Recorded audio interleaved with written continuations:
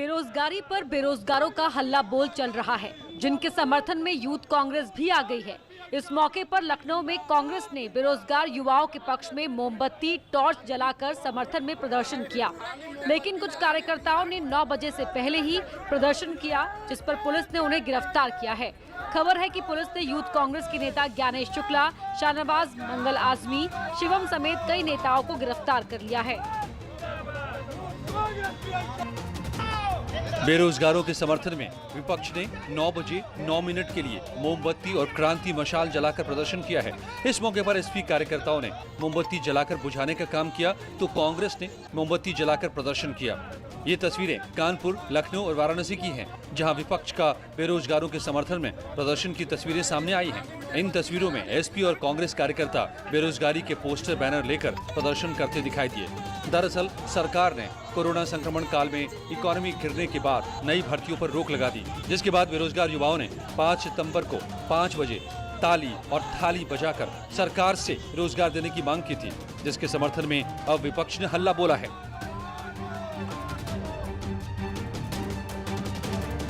रोजगार के मुद्दे को लेकर विपक्ष के आज रात 9 बजे के प्रदर्शन पर बीजेपी ने पलटवार किया। बीजेपी ने पूर्व मुख्यमंत्री अखिलेश यादव को समाजवादी पार्टी के कार्यकाल की याद दिलाई। पार्टी के प्रवक्ता मनीष शुक्ला ने कहा कि अखिलेश सरकार के दौरान छात्रों पर अत्याचार किए गए थे। जिन अखिलेश यादव की सरकार के समय में उत्तर प्रदेश के 5 के 500 आयोगों के चेयरमैन भ्रष्टाचार के आरोप में बर्खास्त किए गए थे और उन भ्रष्टाचारियों को अखिलेश यादव का खुला संरक्षण था। आज वो नैतिकता की बात करते हैं, आज वो नौजवानों की बात कर रहे हैं। दरअसल अखिलेश यादव ने रोजगार के मुद्दे पर युवाओं का समर्थन करते हुए ट्वीट किया, मुठ्ठियां जब बंध जाती हैं, नौजवानों की नींद उड़ जाती है। जुल्म हुक्मरानों की आइए युवाओं व उनके परिवारों की बेरोजगारी बेकारी के अंधेरे में हम आज रात 9 बजे 9 मिनट के लिए बत्तियां बुझाकर क्रांति की मशाल जलाएंगे। उनकी आवाज में आवाज मिलाएं। दूसरी ओर कांग्रेस महासचिव प्रियंका गांधी ने भी ट्वीट कर सरकार पर निशाना साधा। वाराणसी में कंगना के समर्थन में लोगों ने सड़कों पर उतरकर संजय राउत का जमकर विरोध किया। किन्नरों ने भी संजय राउत के प्रतीकात्मक पोस्टर पर चप्पलों से मारकर अपना विरोध दर्ज कराया। साथ ही लोगों ने केंद्र सरकार से संजय राउत और अबू आजमी पर कार्रवाई करने की मांग की है। अनूप जायसवाल, आज हम सब कंगना राउत के समर्थन में सड़क पर उतरे हैं, अबू आजमी और संजय राउत को सबक सिखाने के लिए। ये देश काशी हो या कश्मीर की घाटी, सारा भारत एक है और इस भारतवर्ष में किसी को भी कहीं आने जाने की आजादी, जैसा संजय राउत ने महाराष्ट्र में एक निर्वाचित सरकार होते हुए जिस तरह से धमकी दी है संजय राउत और अबू आजमी ने, हम उसकी निंदा करते हैं। कंगना के मुंबई स्थित दफ्तर को बीएमसी के अधिकारियों ने तोड़ दिया, जिसके बाद घर पहुंची कंगना ने महाराष्ट्र के मुख्यमंत्री पर निशाना साधते हुए एक वीडियो शेयर किया। कंगना रनौत इस वीडियो में कहती हुई नजर आ रही है कि उद्धव ठाकरे, तुझे क्या लगता है, तूने फिल्म माफिया के साथ मिलकर मेरा घर तोड़ दिया, मुझसे बहुत बड़ा बदला लिया है, आज मेरा घर टूटा है, कल तेरा घमंड टूटेगा, ये वक्त का पहिया है, याद रखना। कंगना वीडियो में आगे कहती हैं कि वक्त हमेशा एक जैसा नहीं रहता और मुझे लगता है कि तूने मुझ पर बहुत बड़ा एहसान किया है। मुंबई हाईकोर्ट ने कंगना रनौत के दफ्तर पर बीएमसी की कार्रवाई पर रोक लगा दी है। हाईकोर्ट ने बीएमसी को नोटिस जारी कर जवाब भी मांगा है। कोर्ट ने पूछा है कि आखिर कंगना रनौत के दफ्तर पर तोड़फोड़ की कार्रवाई में इतनी जल्दबाजी क्यों की गई। इससे पहले बीएमसी ने मुंबई के पाली हिल्स इलाके में कंगना के दफ्तर के एक हिस्से को तोड़ दिया था। बीएमसी के 20 से 25 कर्मचारियों का एक दल जेसीबी के साथ कार्रवाई के लिए पहुंचा था। बीएमसी का दावा है कि कंगना के दफ्तर में गैर कानूनी तरीके से निर्माण का काम चल रहा था। बीएमसी के रिकॉर्ड के मुताबिक ग्राउंड फ्लोर के टॉयलेट को अवैध तरीके से रूम में बदला गया, जबकि किचन, पेंट्री, टॉयलेट, कैबिन और पूजा रूम समेत कई निर्माण गैर कानूनी तरीके से किए गए। हालांकि हाईकोर्ट की ओर से रोक लगाए जाने से पहले बीएमसी की टीम कंगना के दफ्तर से चली गई थी। बीएमसी की कार्रवाई पर कंगना ने ट्वीट किया, लिखा, ये मेरे लिए एक इमारत नहीं है, राम मंदिर ही है। आज वहाँ बाबर आया है, इतिहास फिर खुद को दोहराएगा, राम मंदिर फिर टूटेगा, मगर याद रख बाबर, ये मंदिर फिर बनेगा, ये मंदिर फिर बनेगा। जय श्री राम, जय श्री राम, जय श्री राम। बाहुबली अतीक अहमद पर शासन का बुलडोजर लगातार चल रहा है। प्रशासन ने प्रयागराज के झुंझुनू इलाके में 3 नई संपत्तियों को कुर्क करने का आदेश जारी किया है। ये तीनों बेनामी संपत्ति अतीक की पत्नी के नाम पर है। करोड़ों की कीमत वाली जमीन करीब 4 बीघे में फैली हुई है। आरोप है कि अतीक अहमद ने इन जमीनों पर अवैध कोल्ड स्टोरेज बनाया हुआ है, जिसे प्रशासन की ओर से खाली कराया जा रहा है। हालांकि किसानों का कहना है कि सरकार को कोल्ड स्टोरेज की व्यवस्था करनी चाहिए। हमारा माल यहीं पे हमको समय दे दिया जाए, 1 महीने 15 दिन कुछ तो दे दिया जाए, उसके लिए प्रशासन तैयार ही नहीं हो रही है। एकदम मतलब मनमानी जैसे एकदम। अहमदाबाद जेल में बंद अतीक अहमद की अब तक 7 संपत्तियां जब्त हो चुकी हैं। वहीं 4 संपत्तियों पर बुलडोजर चलाया जा चुका है। साथ ही 6 संपत्तियां चिन्हित करने के बाद अब 3 नई संपत्तियों पर कार्रवाई होने वाली है।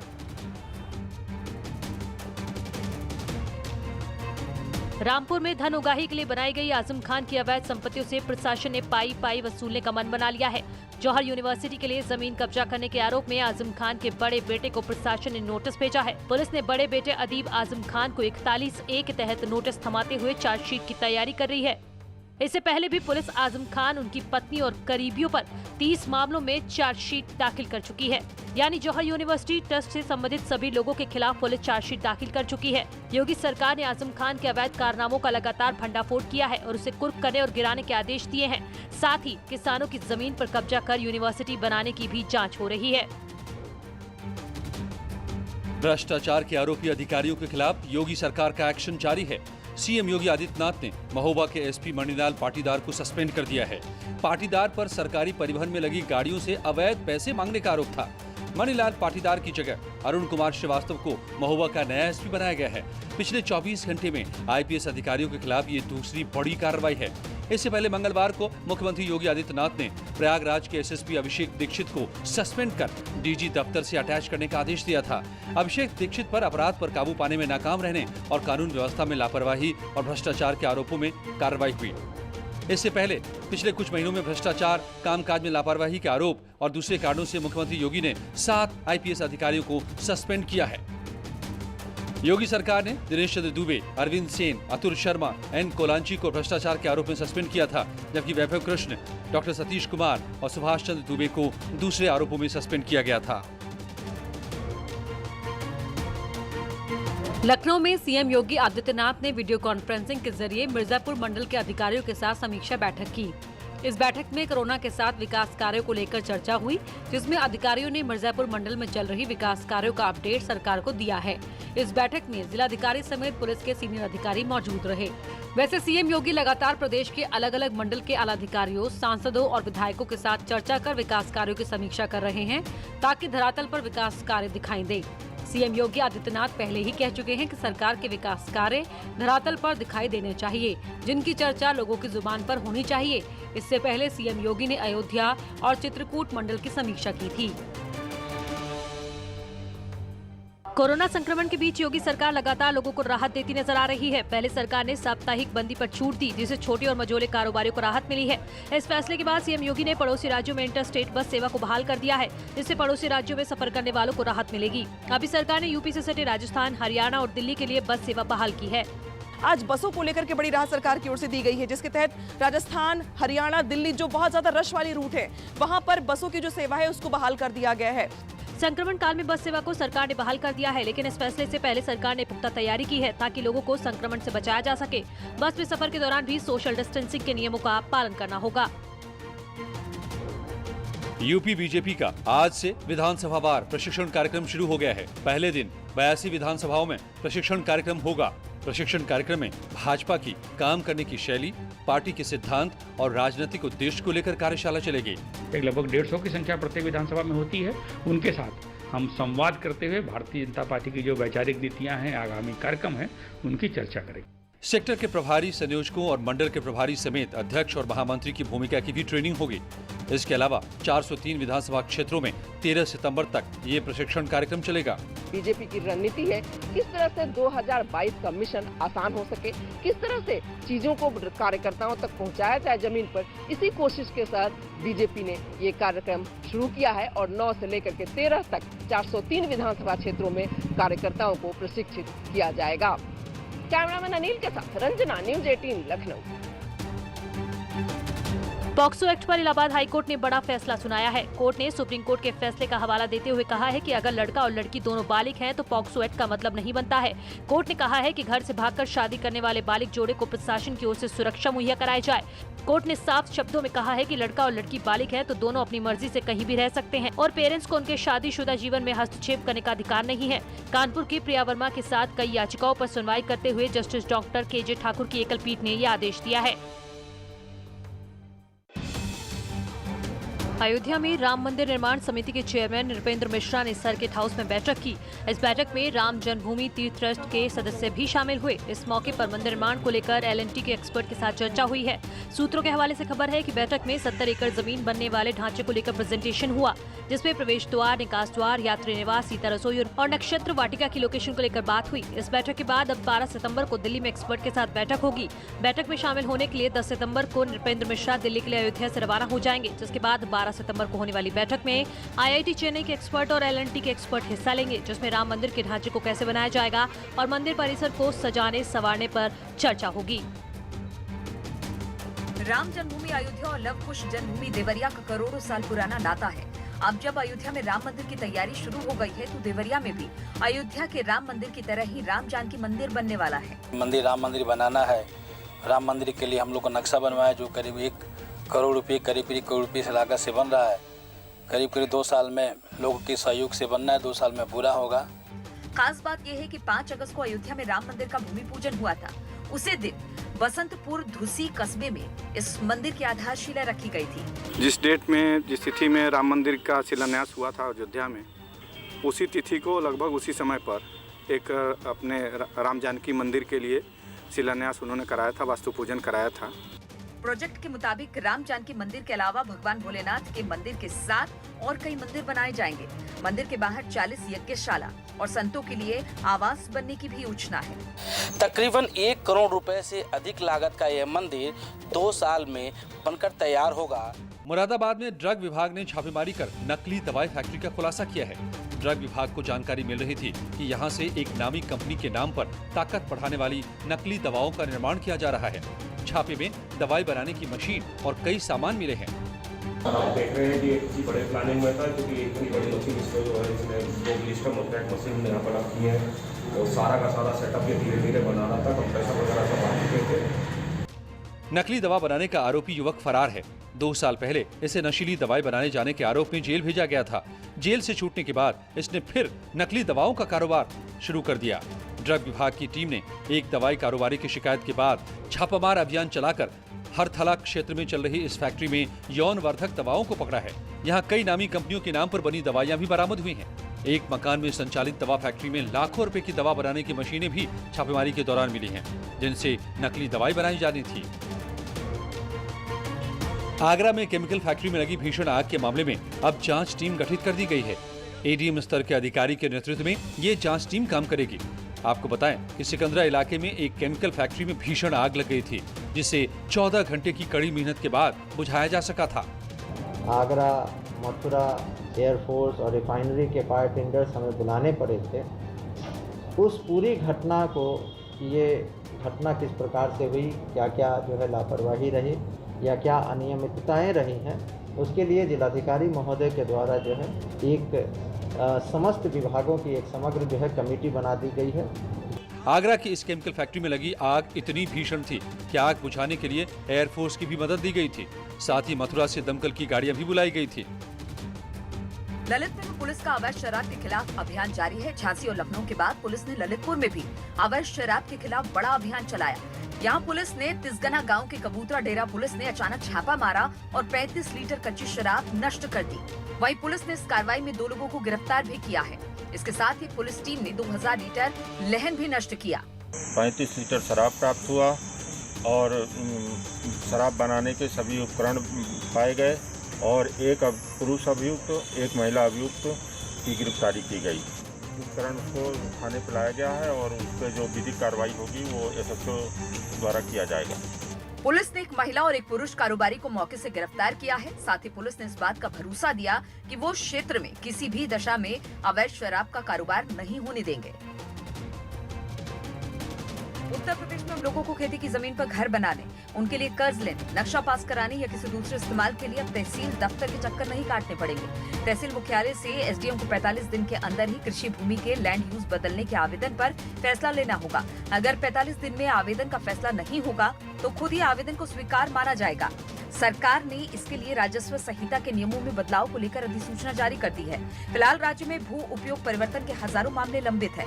नई अधिसूचना न सिर्फ लोगों को फायदा होगा बल्कि राज्य किसानों से औद्योगिक इकाइयों के लिए सीधे जमीन खरीदने वाले निवेशकों को फायदा होगा। इससे कई प्रस्तावित प्रोजेक्ट्स में तेजी आएगी, साथ ही जमीनी स्तर पर रोजगार या कारोबार शुरू करने के लिए आगे आने वाले लोगों को भी आसानी होगी। गाजियाबाद में फीस कम करने की मांग को लेकर आज 8वें दिन भी पेरेंट्स भूख हड़ताल पर रहे। वहीं प्रशासन ने बताया कि धरना दे रहे लोगों से ज्ञापन लेने आए सीओ की रिपोर्ट पॉजिटिव आई है, जिसके बाद अब धरने को हटा दिया गया है। वहीं बाकी लोगों को होम आइसोलेशन पर भेज दिया गया है। साथ ही धरना स्थल को भी सैनिटाइज कराया जा रहा है। इतना ही नहीं, धरना दे रहे लोगों पर महामारी एक्ट के तहत मामला दर्ज किया गया है। कल हमारे सीओ सेकंड जो हैं वो कोरोना पॉजिटिव पाए गए, जो कि यहाँ ज्ञापन लेने आए हुए थे।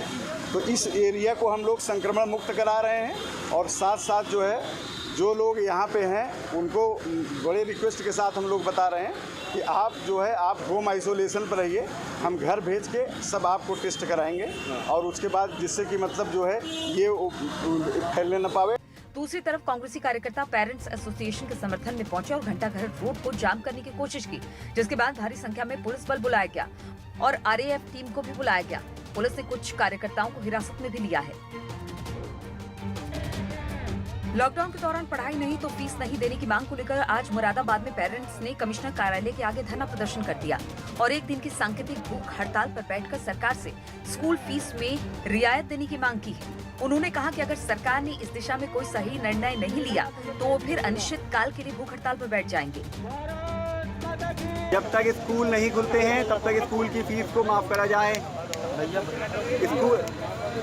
जुलाई से स्कूल ऑनलाइन पढ़ाई करा रहे हैं। स्कूल की फीस ऑनलाइन पढ़ाई के हिसाब से ही स्कूल फीस का निर्धारण हो, जैसा कि अमेरिका ने भी किया है। उन्होंने स्कूल फीस ऑनलाइन पढ़ाई के हिसाब से 30% स्कूल फीस करी है।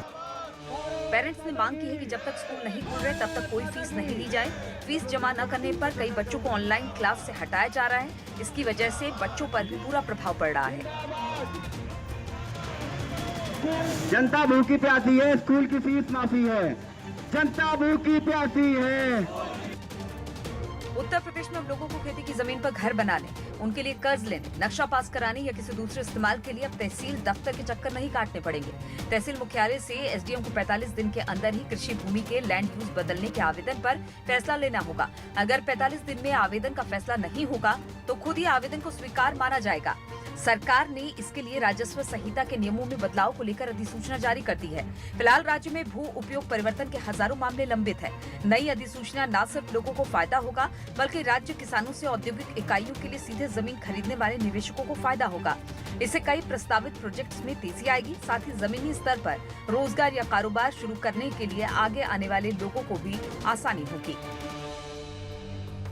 इस कोरोना काल ने गमों की बुनियाद ऐसी रखी, जो घर घर जाके खुशियां बांटते थे वो भी गमों में शामिल हो गए। हरदोई में 5000 बैंड बाजा वालों के परिवार के सामने बड़ी आर्थिक तंगी मुंह पाए खड़ी है। इनका व्यापार ठप है, बच्चों की शिक्षा, घर के खर्च सब बेहद परेशानी में है। आज हम हरदोई के बैंड वालों की आपको असलियत दिखाते हैं, जो आज वाकई में परेशान हैं। आप हमारे पीछे देख सकते हैं, ये वो बैंड हैं जो शादियों में खुशियाँ बिखेरते थे। आज वो बैंड ओढ़े हुए खड़े हैं और कुछ बैंड खुले खड़े हैं जो गर्दा खा रहे हैं। और हम लोग सभी लोग बैंड वाले सब भूखमरी पे आ चुके हैं और प्लस हर दुकान पे 30-40 लेबर हैं और सब पे काम करने वाले जो लेबर हैं। हर साल गर्मी में शादियों के सीजन में बैंड बाजा संचालकों को रोजगार मिल जाता था। इस बार वायरस की वजह से शादियों में इनका कोई काम नहीं बचा है। फिलहाल इन लोगों का कहना है कि सरकार से गुजारिश है कि कुछ ऐसा करें जिससे इनका काम धंधा चल सके। अब देखने वाली बात यह है कि आखिर कब तक सरकार इनके बारे में कुछ सोच पाती है। सिद्धार्थ नगर में एक महिला ने कोरोना संकट के बीच अपने आर्थिक संकट को दूर करने का नायाब तरीका ढूंढ लिया है। फुलवरिया गांव की रहने वाली गुजराती देवी ने अगैती खेती करके सब्जी का व्यापार शुरू किया। थोड़ी सी ट्रेनिंग और मेहनत के बाद उन्हें इसका अच्छा फल मिला। 7000 रुपए की लागत से शुरू की गई सब्जी की खेती से गुजराती देवी को 29,000 रुपए की आमदनी हुई। अरे 2 लाख तो बचा ली है और तो खाए पिए ओका के जरूरत है। कितना खुशी है इससे? बहुत खुशी है। का चाहती हूँ इसे सब किसान करे खेती? तब का सब करी ऐसे तो सबके फायदा है कि हम किसी को कुछ दें, उससे बढ़िया है कि इनको जीने की कला सिखा लें, फिर ये अपने आप जो है आत्मनिर्भर हो जाएंगे। जिला उद्यान अधिकारी ने बताया कि गुजराती देवी को विभाग से अनुदान भी दिया जाएगा। इसके लिए उन्हें पोर्टल पर रजिस्ट्रेशन करना होगा। सब्जियों की इस बार हमारे पास लक्ष्य आया हुआ है। हाइब्रिड सब्जी जो करेंगे उनको अधिकतम 20,000 रुपए पर हेक्टेयर से उनको अनुदान दिया जाएगा। आयकर भवन पर हमले के बाद कोरोना की दस्तक अब प्रधान डाकघर आगरा में हुई है और प्रधान डाकघर आगरा बंद कर दिया गया 48 घंटों के लिए। आप देख सकते हैं लोग जो यहाँ आ रहे हैं वो निराश लौट रहे हैं। आगरा में एक एक कर केंद्र और प्रदेश सरकार के दफ्तर कोरोना की चपेट में आते जा रहे हैं। सरकारी दफ्तरों में आने वाले लोगों के मास्क न लगाने और सामाजिक दूरी का पालन न करने का खामियाजा कर्मचारी और अधिकारी भुगत रहे हैं। आयकर भवन के बाद अब आगरा जोन का डाकघर मुख्यालय 48 घंटों के लिए बंद कर दिया गया है। डाकघर में 18 अधिकारी कर्मचारी कोरोना पॉजिटिव आए हैं। डाकघर के अलावा आगरा के 3 बैंक भी कोरोना की वजह से बंद किए गए हैं। तो ऐसे में तमाम लोग जो आए थे आज, जिन्हें नहीं मालूम था, उन्हें गेट पर सुरक्षा कर्मियों द्वारा बता दिया गया है कि यहाँ आगरा के प्रधान डाकघर में कोरोना फैल गया है और 18 लोग यहाँ पॉजिटिव पाए गए। हम बात करेंगे, आप किस लिए आए थे? स्पीड पोस्ट करे हुए। अब जाना क्या हो रहा है? बंद है सब, जा रहे हैं घर। अयोध्या में अंतर्राष्ट्रीय एयरपोर्ट दिसंबर 2021 तक बनकर तैयार हो जाएगा। 600 एकड़ में बनने वाले इस एयरपोर्ट का नाम मर्यादा पुरुषोत्तम भगवान श्री राम अंतर्राष्ट्रीय एयरपोर्ट होगा। एयरपोर्ट पर रनवे की लंबाई 1700 मीटर से बढ़ाकर 2300 मीटर कर दी गई है ताकि बोइंग 737 की भी उड़ान हो सके। एयरपोर्ट के निर्माण के लिए 525 करोड़ रुपए अयोध्या जिला प्रशासन को दे दिए गए हैं। जमीन अधिग्रहण की प्रक्रिया भी शुरू कर दी गई है। जमीन के लिए मुआवजे के तौर पर 360 करोड़ रुपए किसानों को दिए भी जा चुके हैं। एयरपोर्ट के आसपास 3 और 5 स्टार होटल्स बनाने की भी योजना है। अयोध्या एयरपोर्ट का नाम अब मर्यादा पुरुषोत्तम भगवान श्री राम एयरपोर्ट होगा। आप देख रहे हैं एयरपोर्ट का ये विहंगम दृश्य है। यहाँ पर एक हेलीकॉप्टर भी यहाँ खड़ा आप देख रहे हैं। इसमें लिखा हुआ नीचे राजकीय हवाई पट्टी अयोध्या, जिसका नाम अब मर्यादा पुरुषोत्तम भगवान श्री राम एयरपोर्ट होगा। इस एयरपोर्ट की पहले जो रनवे होना था वो 1700 मीटर होता, लेकिन अब बोइंग 777 विमान चलवाने के प्रस्ताव के बाद